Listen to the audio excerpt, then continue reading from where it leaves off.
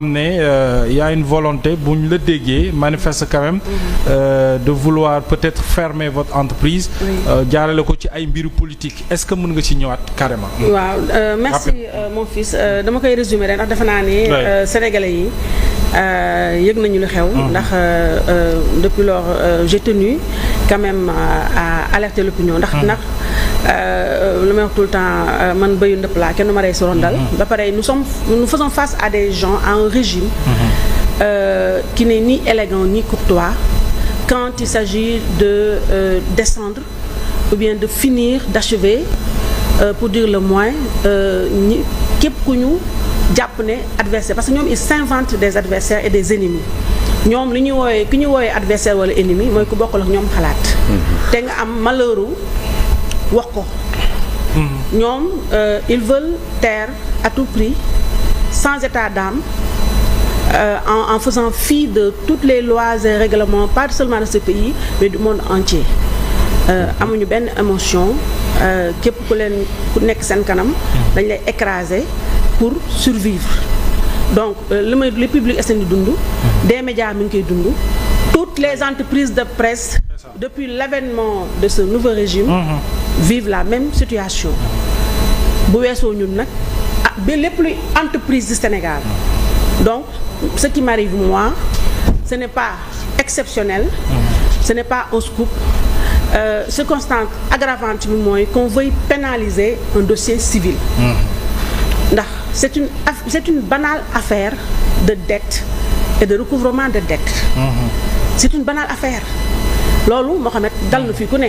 diggante fii Bachir Fofana la dernière fois ñu ba mu toogee fii exhibé na benn xawma lan sa banque. loolu c'est te ba léegi fayaguma ko. mais ñu te ba léegi banque may topp. parce que amoo loo fay. ah ben voilà donc xam nga yëf yi ce n'est pas que ndax comme ni ma wax xam nga man dama wax tout le temps su may wax borom xel yi laay wax. je ne parle pas à leur meute haineuse rageuse nga xam ne seen yoon nekkul ci dëgg dañuy gis dëgg. ndax tellement dañoo tàmm ay sos ak ay mensonges waaye man damay wax ak nit ñi ndax tey ñu bëri li may dund ñu bëri ñu ngi koy dund ñoo xam ne amuñu accès ci micro wala caméra. mais comme man am naa ci accès damay taxaw wax pour ñëpp dégg ma pour bu subaa bu rouleau compresseur bi dalee sama kaw. Sénégalais yi xam ne dañ maa jaay doole. ndax c'est juste le but de la manœuvre dañ ma bëgg a jaay doole. noppiloom parce que qu'est-ce qu'ils disent Sen TV ak Public SN TV ñun ñooy dalal ñi toog fii ñëpp ce sont des gens qu'ils ne veulent pas voir te pourtant malheureusement ils ne veulent pas nous voir mais sa audience bi dina yéeg ndax ñoom ñëpp yow la ñuy yéen la ñuy seetaan c'est-à-dire seetaanuñu ñoom seeni télé parce que à coup sûr non seetaanuñu seeni télé liiruñu seeni yëf dégluñu kenn Sen TV la ñuy seetaan ak Public SN TV pour repérer ñan la ñu leur future cible ba pare pour xam aussi lan la sénégalais yi di xalaat ci ñoom pour jël baromètre bi donc moi ce qui m'arrive c'est quoi damaa dem taxawal sama entreprise juddu na depuis 2013 ma lancé activité yi en 2022 démarré dem solliciter un prêt PME laa yor ma dem ci FONGIP comme tout bon citoyen FONGIP amoon benn programme mu mu tuddee ETER ma dem soumissionner d'abord au niveau de FONGIP ma éligible fekk am naa compte BNDE bu yàgg foofu laa njëkk a am ne am naa ay compte entreprise yu bari mais BNDE laa njëkk a ubbi pour sama entreprise média parce que am naa yeneen entreprise mais sama entreprise média BNDE laa dem ubbi ko parce que justement elle s'appelle Banque nationale pour le développement économique qui accompagne les PME et PMI dont je fais partie. ma ne kon su ma demee ci banque bi. dinañ ma accompagner. oui accompagnement laa soxla maa ngi doog a jóg ndax lu gën a metti li ma wax tout le temps Youssou Ndour muy way entreprise Jololi je sais pas Super Étoile dara jaaxalu ko. mais li ko jaaxal. mooy presse bi c'est pas son domaine. te ci fee nag ci entreprise ci wayu ci wayam parce que xam nga seen groupe yi ñoom entreprise la. et cœur de métier merci Bachir cœur de métier foofu la cœur de métier du dugg. moo tax fépp pression ci moom du presse bi c'est son cœur de métier parce qu'il sera jugé par ses pairs ci li muy def. c'est la même chose pour moi. man am naa maa ngi ci BTP bi mais par ailleurs ci média yi parce que je suis un nom là-bas. Donc tey erreur yi ma mën a pardonner ci BTP bi kenn du ma ko baal ci média yi. maa ngi doog a commencer di lancer donc ça je me suis mise tellement de pression ma ne xaaral ma dem ci BNDE. ma taxawal ñun ma éligible ñu ñëw xool genre comme examen la. ñu ñëw xool photo vidéo na ma laaj ma li ma joxe lépp lu ma yor dañ ma ñëkkoon a rejeté après ñu repêché ma ñëw ma joxe man 20%. FONGIP accompagné garantie 50%, donc la banque n'a donné que 30%. ñu lebal ma may doxal di fay di rembourser normalement parce que je travaillais defe naa ne ku ñu lebal presque 100 millions. nga fay ba ñoom banque bi ñoo ma ne yow 49 millions nga ñu deseel xanaa kon jàmbaar laa. ci PME. quand même. 2022 laa lancé samay activité ñi ngi 2025. quand même pas 3 ans. même pas 3 ans ma góorgóorlu fay ba ñoom ñu ne ma deseel nga ma 49 millions nga ma deseel damay PME ñoom seen cœur de métier wala seen champ d'action nekk ci PME ñu waroon ñëw sa accompagner ma. lambaatu ma xool ma sax ne ma yow kat yaa ngi doog a doog tout tànk nga defal nii defal na parce que banque finalement c'est une activité commerciale. Oui. lu ko intéressé c'est rentrer dans ses fonds. La banque la BNDE n'a absolument aucun intérêt à ce que mon entreprise périclite. Parce que si mon entreprise périclite, je ne pourrais pas la payer. Oui, absolument. Et la plus belle fille du monde ne peut donner que ce qu'elle a. Même devant la barre, mais dañ may laaj noo mën a fay ma ni nii laa mën a fay. Tout à fait. L'essentiel est que je paie. Maintenant ma ñëw j'ai eu l'honnêteté ba notre cher premier ministre ba mu ñëwee salaamaaleykum maaleykum salaam mu attaqué ñun la njëkk a attaqué. door circulaire. Arrêter tous nos contrats. ñun ñii tey. xoolul derrière. yoonam nekk si. Oui. ñun ñëpp on nous doit énormément d'argent pour des prestations. C'est ça. Que nous avons d'abord déjà exécutées. Tout à fait et que l'État doit payer. Et que l'État doit payer. léegi tey imagine-toi si ñun ñëpp parce qu'ils ont profité chaque jour ñu wax ko fii de la division qu'il y a dans la presse mais bu fekkoon ne ñun ñëpp on était unis. ñun ñëpp nous allions faire des plaintes collectives contre l'État du Sénégal. Oui.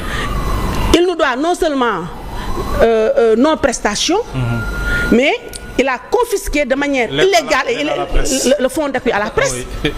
2 ans ngi nii un truc qui est budgétisé qui ne lui appartient pas. Maintenant nous moo tax xam nga man bokk na ci affaire presse bi. waaye dama jàpp ne dañoo waroon lijjanti xaalis ba fa la dugg. C'est ça. fa la dugg. Maintenant ñu arrêté suñu activité yi. fii ñëpp ñii tëj nañu ñii dàq nañu man j'avais à l'origine 40 personnes là je me retrouve avec même pas 10 personnes Bachir xam na ci dara Oumar xam na ci dara mais je te jure parce que j'avais une agence de communication am radio am site internet am quotidien ñëpp nga leen di fay ba pare lancer un institut de formation des métiers de médias bien sûr. J'employais 42 personnes exactement. Quand même. Pour une masse salariale de presque 7 et 8 millions et quelques pour quelqu'un qui vient de débuter. Parce que toutes mes économies, médias c'est ma passion. Les problèmes am par ailleurs dama ko fa dugal. Moi cette entreprise de médias li ma ci dugal ëpp na 500 millions sur fonds propres. Oui, quand même. Donc tey loolu nga def ko 500 millions tey ñaata kër laa ci mënoon a am. jigéen laa wax naa ne tey état du Sénégal c'est une honte. Pour patronat de presse ñaari jigéen ñoo ci ne. Ils sont combien les hommes dedans? Nous ne sommes que deux femmes. C'est pas une honte vu ce que se passe dans le gouvernement. Il y a combien de femmes?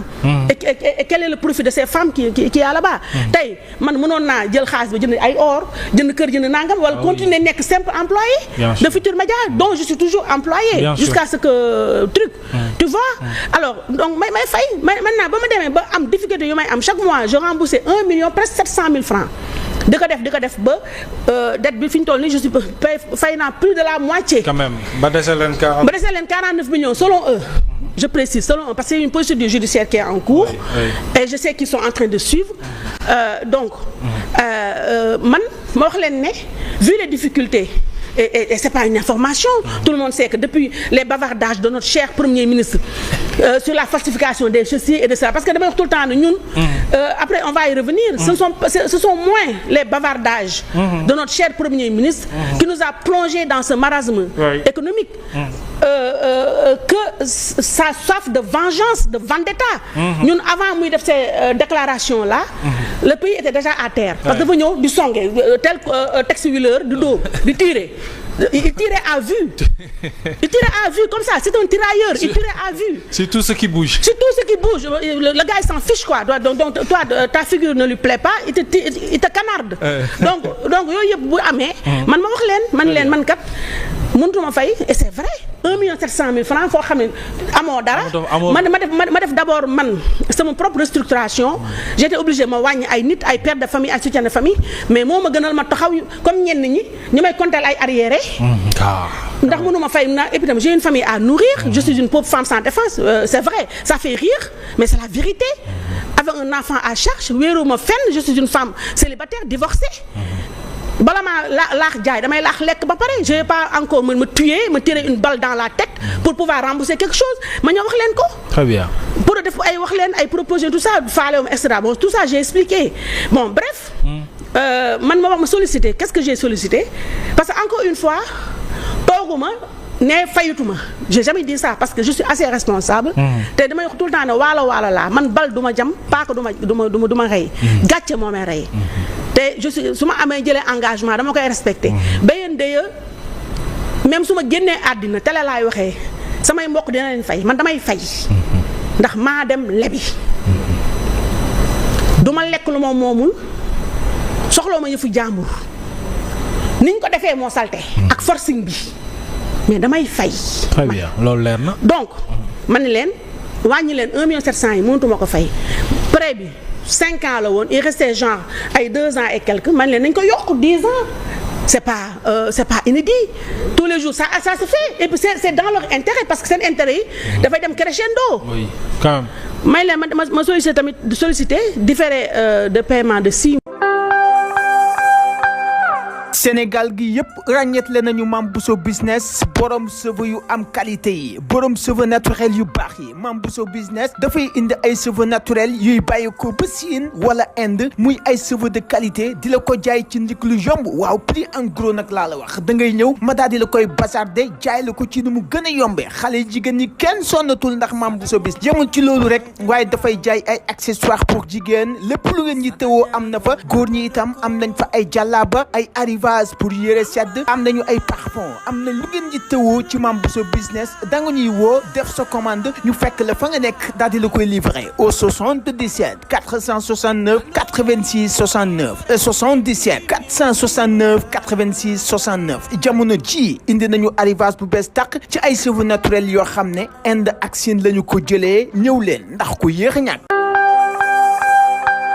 Bey et frères innove encore indil nañu leen ay papier double A ay papier A3 A4 yu ànd ak qualité ay smart copie waaye tam ay cartouche te lépp nag li ma leen fi limal dañu cee am promotion jamono ji le promotion bu neex pour ay clients wam Bey et frères nee na boo ñëwee ma daal di lay defal lu yomb ci papier double A yi muy A3 A4 ba ci cartouche yi wala sax smart copie yi mën ngaa jokkoo ak ñoom yow mi soxla ci li nga xam ne moo di ci promotion bi bala moo jeex 77 952 83 83 wala nga def 78 434 84 78 Bey et frères ñoo fi nekkal njaboot gi waaw ndax seen lépp yomb.